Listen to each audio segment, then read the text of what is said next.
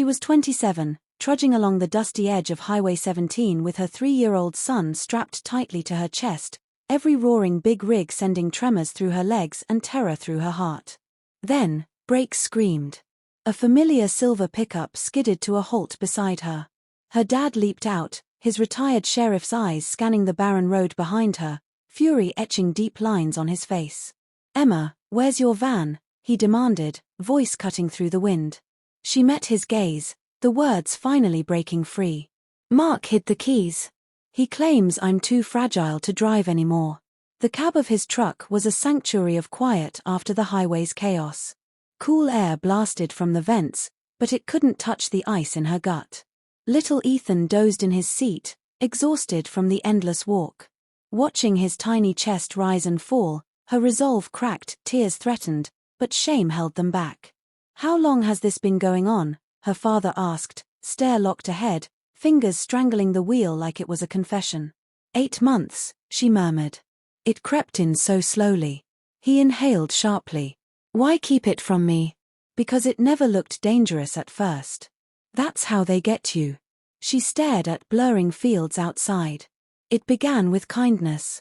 His mom, Diane, arrived with homemade lasagna one night, insisting, "You seem worn out, dear. Let me handle the baby so you rest." I was drowning in new mom fatigue, so I accepted. Then Mark offered, "Honey, finances overwhelm you, let me take over as your CPA husband."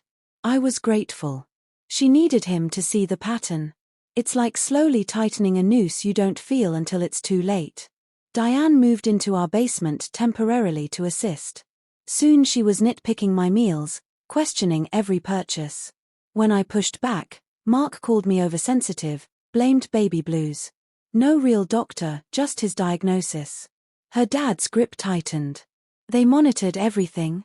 My phone for my well-being. Location always on, messages read. Savings shifted to accounts I couldn't touch. When I wanted to visit friends, keys vanished, he was keeping me safe. I isolated myself, thinking if I improved, it'd stop. He veered onto the roadside, facing her with that steely calm honed from decades chasing criminals. "This isn't support, Emma. It's captivity. They cut you off, stripped your freedom. We're retrieving your belongings. Today, you leave for good." Fear surged. "Dad, no, I can't face them." "Not for negotiation," he said, gunning the engine. "For escape."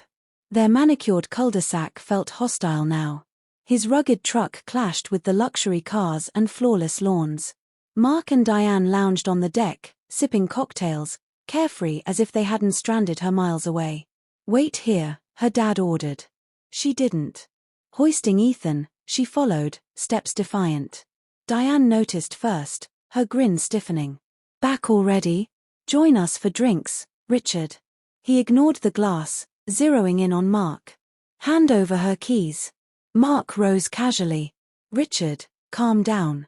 She's been erratic postpartum. We confiscated them to protect her and the boy." Emma stepped forward. "I'm not erratic. I'm done." Diane's laugh was venomous. "Done? With what, sweetheart?" "No income, no vehicle, no independence. We're saving you from yourself." Her father interposed, voice deadly even. "You're not saving her. You're imprisoning her." Mark smirked. "My house, my rules. She can leave on foot, but not with my kid." The tension thickened. Her dad advanced. "Withholding property, confining movement, blocking a parent from her child? That's illegal confinement. Try me." Diane fumbled for her phone, threatening cops.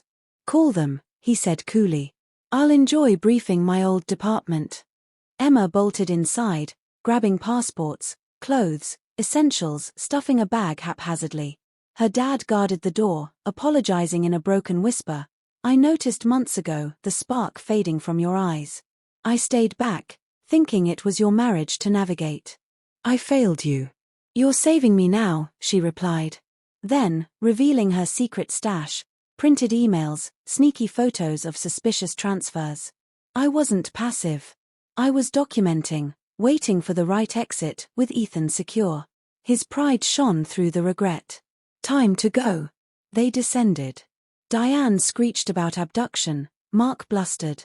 Her dad's legal rundown silenced them, false reports, restraint charges looming.